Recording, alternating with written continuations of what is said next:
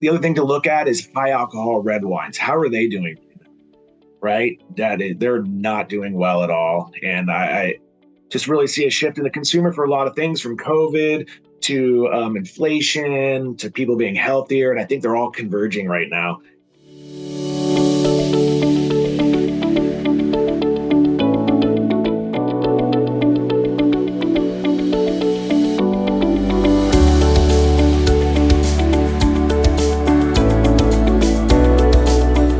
Let's get it rolling. Thank you so much for joining. We have this amazing panel.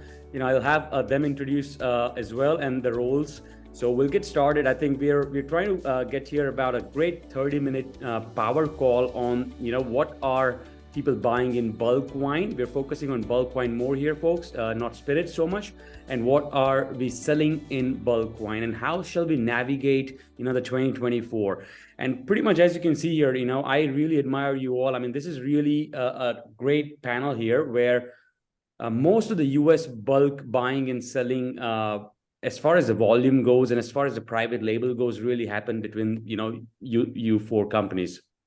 So I think it's great to pick your brains on how you are navigating 2024. So let's start with, I guess I can see Cathy at the top. Maybe we can just go from top down. So Cathy, why don't you start with your introduction? So Cathy Ference, Constellation. I'm Senior Manager of Bulk Wine Supply. So I manage all of the bulk purchases and bulk sales. Hi, I'm Noël Schaff. I work for O'Neill Family Vintners and Distillers. I'm the B2B, business-to-business bulk wine sales manager. So I'm managing all of our sales of bulk wine and bulk spirits. Hello, I'm Tony Leonardini. I am the Director of Bulk Wine Purchasing for Delicato Family Vineyards. Hi, my name is Manveer Sandhu. I'm the Director of Winemaking at Rack and Riddle Custom Wine Services, largest custom sparkling producer in the country. Great, thank you again. So let's start with some of the trends that we can expect in 2024, and I want to go really beyond something that we all know, like sustainability or RTDs and mezcals and tequilas. But let's go a little bit in wine. I'll start with Cathy. When it comes to buying, I'm sure that you're also buying because you have to sell that, and that's what you're predicting, right? So I think this question maybe everyone can answer. So just to recap, what do you see as, it can be in price, region, or country, things that will go up, and maybe a couple of things that you see, people can go down, just to share some light there. Thanks. Opportunities, I say it's a buyer's market right now. And as far as pricing, we have a healthy supply out there globally. So pricing is probably going to start off at about the same and maybe soften a bit, because we have, as I said, a healthy supply out there. Opportunities in different areas, opportunities for buyers. Australia, there's been a lot of bulk red wine at reasonable pricing for quite some time now. Argentina, the recent devaluation could create opportunities, say, for a Malbec program. Chile transportation pricing has dropped dramatically, and red wine pricing has come down in order to compete with Australia. And New Zealand, there's opportunities for Sauvignon Blanc. Pricing has softened in Sauvignon Blanc. Got it. So I think I'll repeat a little bit so people can hear. Australia has solid opportunities. New Zealand Sauvignon Blanc is still bullish. I'm sure Noël and Tony, you all will have this similar sort of trends. But Argentina offers opportunity as well when it comes to buying. Good value is there. On the price, I wanted to ask you, are you expecting more value play, like this whole premiumization is going to go down, or are you still bullish that we are going to be super premium categories still going to grow? Okay, we're bullish, and we're focusing on the 12 plus premium category. So, okay, cool. Noël? Yeah, I think domestically, we don't see prices right sizing anytime soon. So I think it's going to be a buyer's market for the better part of 2024. So go out there and buy some bulk wine. For O'Neill, we do offer more of the California appellated wines, and so we're seeing prices very low for really good quality wine. So again, it's a buyer's market to get really good quality wines at steals of deals, I would say. So opportunities there for buyers. I think other opportunities just in the general market, we're seeing asks more for low alcohol wines. So we're going to be strategizing into 2024 to try and target some of those customers who are looking specifically for naturally low alcohol wines. So they don't have to do as much alcohol removal. Also sustainability, vineyard sustainability certification seems to be something that's trending right now. So we're making sure that all of our offerings are certified sustainable to meet those customers as well. Super. Tony? Yeah, I think I agree with everyone so far. I think pretty much the whole world is an opportunity right now. Dollar's extremely strong, maybe not versus the euro so much, and shipping out of Europe's a little expensive. But there's inexpensive wines throughout the world right now and in California. I think one big opportunity or opportunities right now is with white wine in general, and just looking at New Zealand. They are heavily oversupplied currently, with a harvest about to finish in a few months. So I think opportunities, white wines, New Zealand, I think you're going to see a lot of New Zealand high quality wines at a very good value price out there. Great. Manveer, what's your take? What are you seeing? We're definitely more focused on California grown fruit and wine produced. We're a producer, so our business is really focused on the needs of our clients and hence our consumers too. So we're seeing our consumers as a whole are a little more sophisticated on their palates, and they're looking for more options, variety. So as Noël was saying, low alc, no alc wines have been trending for a couple of years, and I really think there's a big push now in that sector, as well as some canning too. So we're seeing a really big push in canning, opportunities of flavored wines and flavored sparkling. So something that's a little more casual, and the price point is kind of would fit in that range too, kind of not necessarily moving away from premium wines, but just looking for a different option. Got it. So let's go on the selling, right? Like what your buyers are looking for.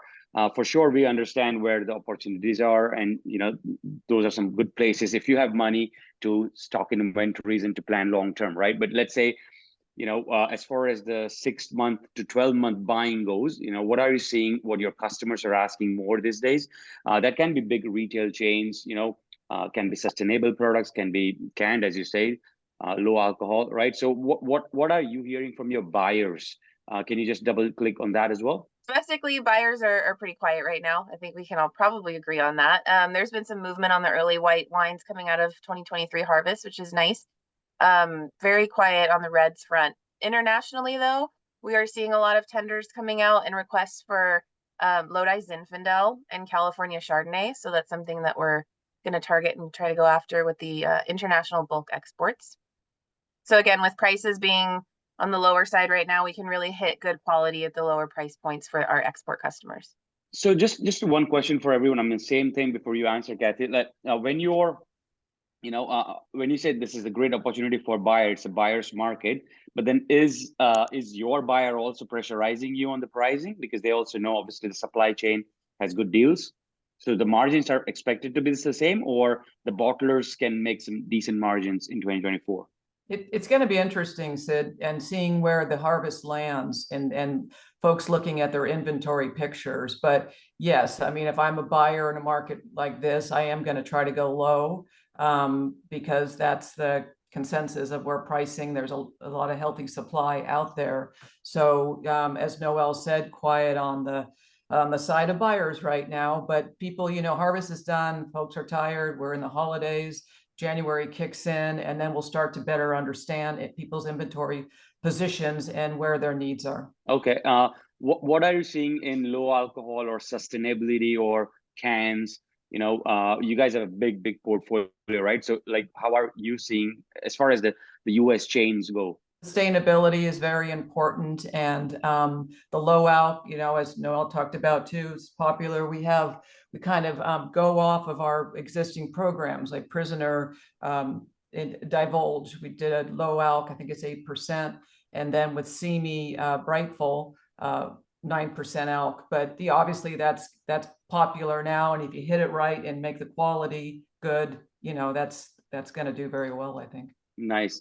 Tony? Yeah, I kind of agree with everyone. The low alc is extremely popular, and we're seeing the new generation, the young, we're not sure with COVID or what happened, but the younger kids, the college kids, are not drinking or definitely drinking low alcohol wine. So it's going to be which is I think good for the industry as a whole. It's kind of going to be that gateway for those kids to step up to possibly higher alcohol wines and red wines. But the low alc whites, the Sauvignon Blancs and Chard are very popular right now, and I think the category is growing, and I think it's here to stay. Yep, true. Manveer, how about you? I mean, I'll echo everyone's point there. I mean, especially with Tony, you see this younger generation, they're wanting to drink, but they don't want to have the hangover the next day. So, socially or daily, indulging in some of this lower alcohol or non-alcohol, and still able to enjoy a good beverage without necessarily the alcohol in there. These last two vintages have been pretty big. Coming off of the three previous that were kind of short. So we are looking a little heavy on the bulk wine side. So definitely a buyer's market for us at Rack and Riddle, where our Method Champenois program is still growing year over year. And recently we went into Charmat and canning. So we're, as far as looking into 2024, we're looking at sourcing more white wine varietals in California, more aromatic programs to fit into those styles of wines to produce.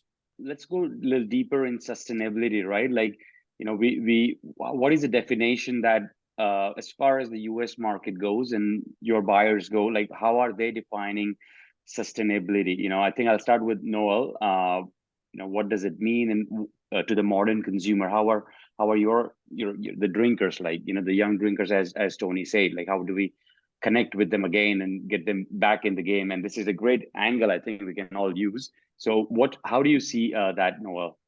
Sure. So I'll talk more first about our bulk customers. Our bulk customers are looking for lots that are certified sustainable. How they choose to market that on their marketing materials and packaging, I'm not so sure. So we're making sure on our end for the bulk supply that we have as many certified sustainable lots as possible. And of course, that includes Lodi rules and all sorts of things that are certified. So we have a team that goes through the process for all of our new wines to make sure that we can pitch those out to the bulk market as already certified through the chain of custody.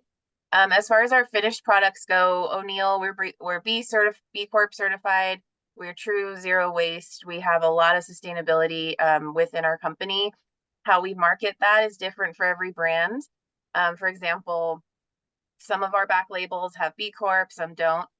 Some of our brands, we give back to the community in different ways. So sustainability, I think, kind of also encompasses how we're giving back. So for example, our Rabble brand is 1% for the planet, and each of our brands has a specific message for giving back. So I think that kind of groups together with the sustainability message of how we as a company are giving back to the planet, to the communities and things like that. So we're still figuring out ways to really market the sustainability angle little by little.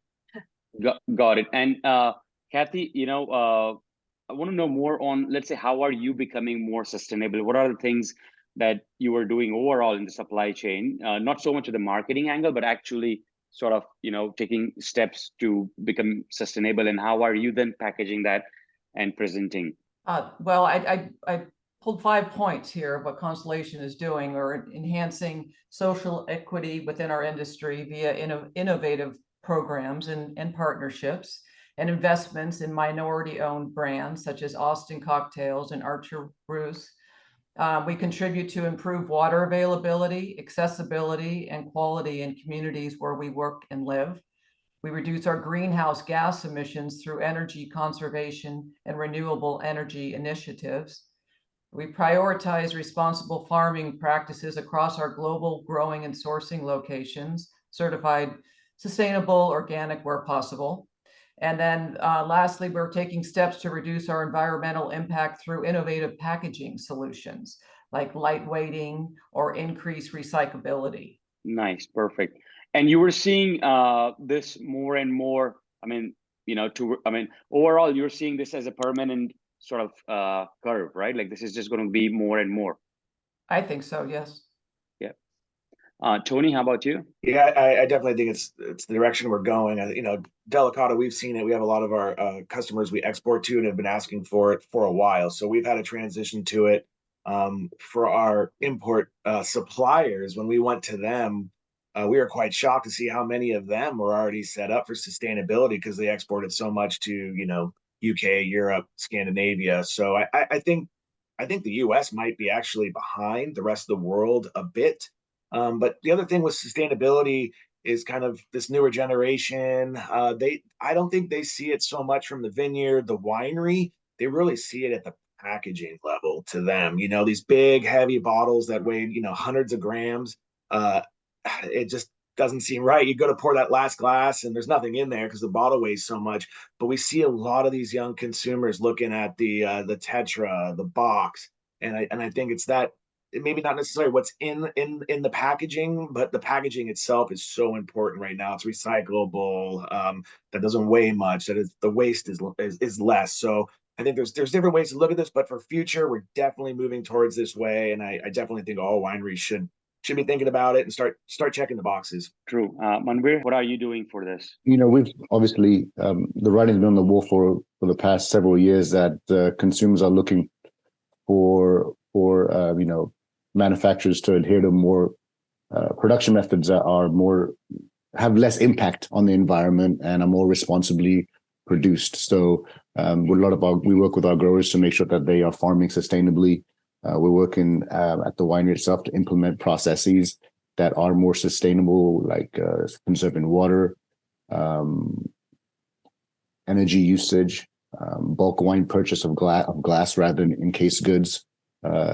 Lightweight glass also is something that we have started using on the sparkling side, because that glass typically is a little heavier.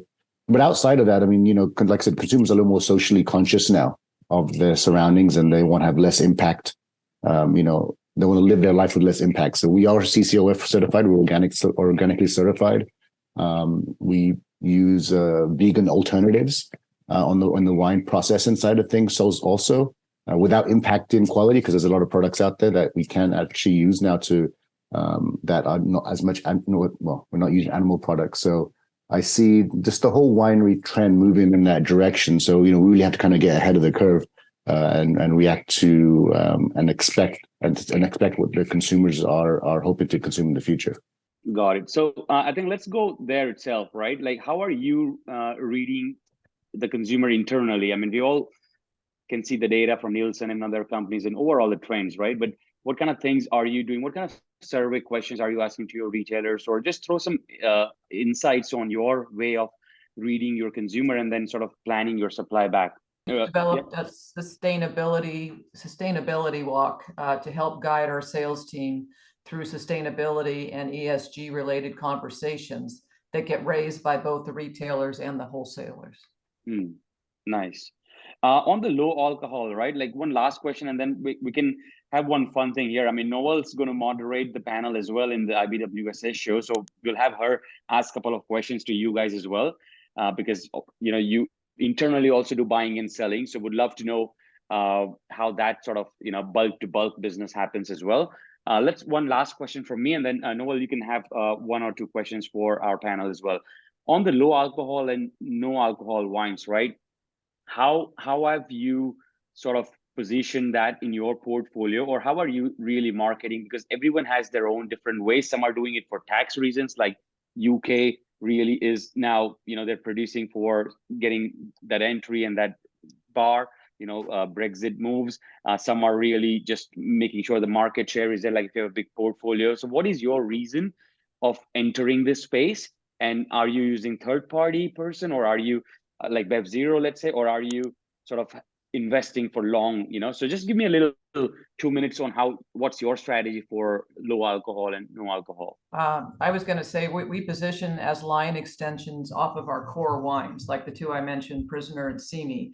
And we have a very formalized NPD, new product development, that goes through the process. Winemaking is involved, but we just know that it is getting more of a demand. And so, but we try to reposition, because if someone likes Meiomi, so we're going to do a low Meiomi, you want still those characters and what it is that draws them to Meiomi, and just work off that, not something totally different, but then with a lower alcohol. So you have the folks that like that program and want low alcohol. And Cathy, just as a tip for the small producers, right? Like who are much smaller companies, what's your tip on how do they sort of start, they just use an outsource model, start with 5-6 pallets, get it going, get an understanding, or what's your just an advice on how to really get the first SKU out? Well, we have a very vigorous winemaking team, and it's just trial and error and working together and trying to get the perfect hit there for,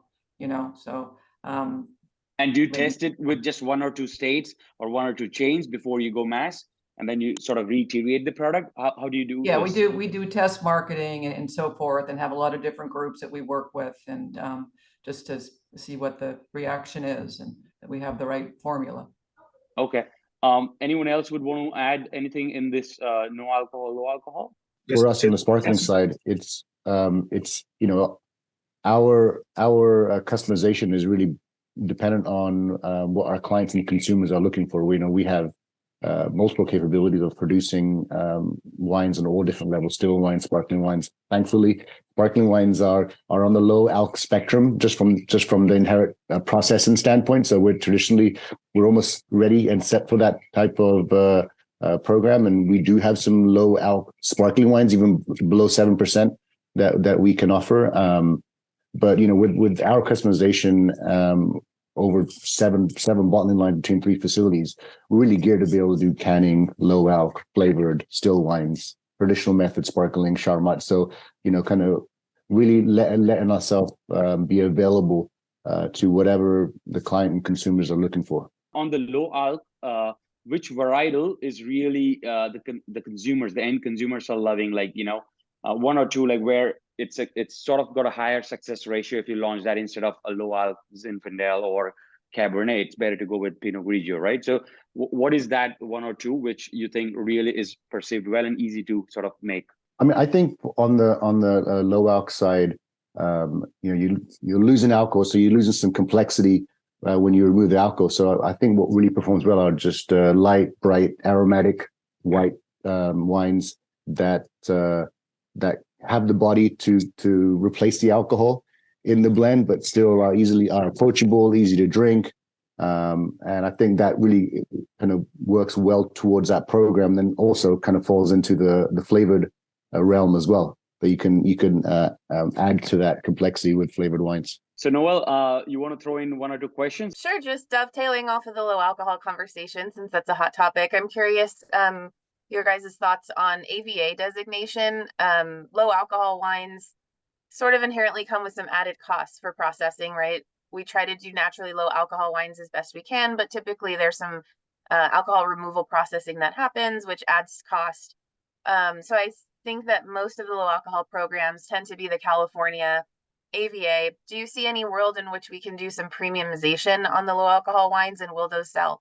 Yeah, I mean, I think seen as low alcohol is relatively like a new entry in the consumer base. I think testing the waters with California program and maybe even international programs where bulk wine is typically at a lower cost would be a good first step.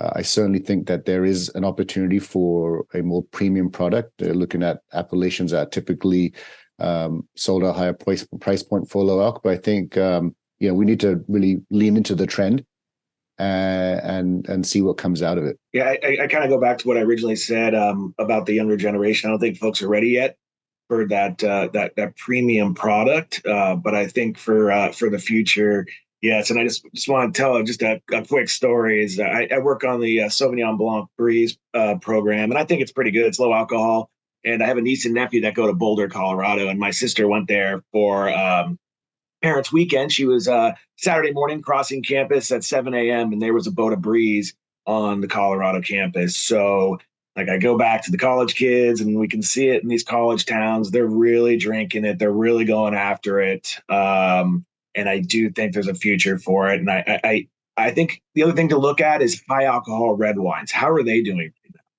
Right? They're not doing well at all. And I just really see a shift in the consumer for a lot of things, from COVID to inflation to people being healthier. And I think they're all converging right now. And I think this is where the future is going to go. And we just have to be aware of it and be ready for it. Let's add some positivity or optimism, I would say, a practical optimism for the wine industry, right? I wanted to ask, overall, it's been a sort of a flat year and we're expecting sort of, the same. Correct me if I'm wrong, but what kind of meeting are you doing internally, sort of to tell your team that wine all this comes back, right? Technically, it all this comes back because it cycles, and we're right now seeing overall sort of too much spirits are coming out, and I'm seeing that there are too many tequilas and mezcals, and overall we're going to see flattening there, which will again help wine. And we're all seeing little movement in beer as well coming back, after a very slow down there. So let's say, you are a C-suite and you have to motivate your team or even yourself, right? What kind of things are you talking internally to stay bullish? Well, back to my role is bulk wine sales and purchases. So I work closely with the sites, with the winemakers, and just trying to keep on top of the curve as far as getting wines cleaned and out there on the bulk market, to make sales happen. So I just stay positive and motivated and in very close connection with my teams. Kind of internally, just the thought process with there being so much wine out there, don't be long, right? There's a lot of opportunity out there, and just be careful. Because there's a lot of inventory out there. So you mean stock low, buy faster, just make sure the AR Definitely. is not high, the inventories is not high, just sort of shorten your cycles. Absolutely. Okay. Like I said, there's a lot of wine out there throughout the world. So I just take your time and just be careful, especially with this harvest, with the prices the way they were and the cost. There was that like, oh my God, let's go out and buy, all this wine and tons and this, appellation and this, that's going to be on the bulk market in 6 months at a lower price than you could have made it for. So just be careful out there right now. Just came out of vintage. I was really happy with the wine quality that came out of this vintage. We, the plenty of wine that was made, and given the way the market is, we have an opportunity for us to really focus on our reserve wines that we're holding from last vintage, and really work on incorporating them into our newer blends to just add an extra level of complexity and increase the quality of the wines to be more competitive in the industry, and then also. Thankfully, over year over year, on the sparkling side, we've been seeing 10% growth year over year. So, luckily you had you.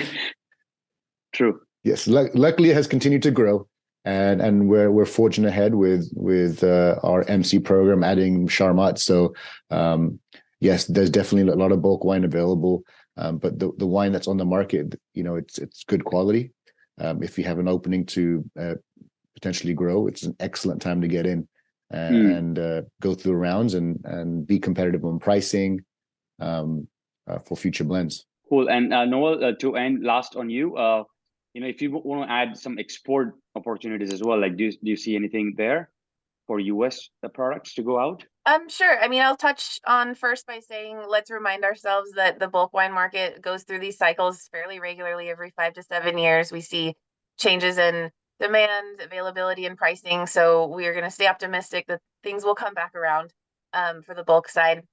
For exports, I think there's some demand still for California and American wine. So we need to stay agile there and just remind our customers to be flexible in their blends, maybe change some blend formulations a little bit to use up some excess wine internally, maybe, extend some vintages and just get creative a little bit with the blends and profiles to really maximize what they have in-house and speaking to the customers and what they need. Yeah.